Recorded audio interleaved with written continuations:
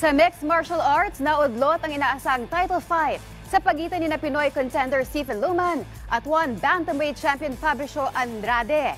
Ito ay matapos ang anunsyo ng One Championship na sa Muay Thai muna lalahok ang Brazilian champion. Ano naman ang masasabi ng number 1 bantamweight contender tungkol dito? Yan ang ating alamin sa ulat ni Rafael Bandayrel.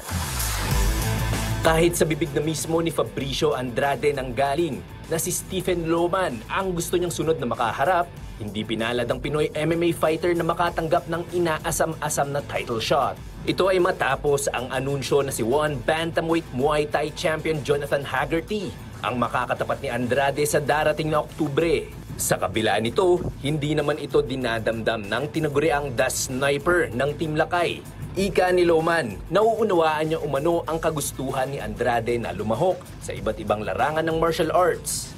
Ini-expect ko po na ako na sana yung susunod na makakalaban ni Andrade. Pero I think napanood ko sa mga interview din na gusto niyang lumaban. Marami siyang option yung sa interview ni Andrade na gusto niyang lumaban sa ibang fight, hindi lang sa MMA. And yun na nga nangyari yung mangyayari na yung laban nila ni Haggerty. Doon na set up yung laban. Kaya sa akin, okay lang yung sa akin. Kasi para panoorin natin yung dalawang best na strikers na maglalaban.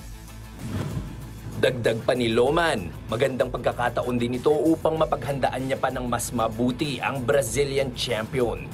Nakikita kong hindi basta-basta itong si Andrade. And ito ulit yung time na parang hahasain ko ulit lahat yung mga parang game plan ko sa kanya para mas pipino pa. Kung ibibigay talaga sa akin one time, yun, i-grab ko na yung chance.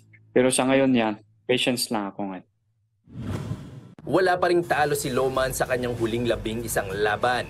Dominante rin ang tubong Benguet sa kanyang 3 pagsabak sa cage simula nang pumasok siya sa pinakamalaking combat sports promotion sa Asia.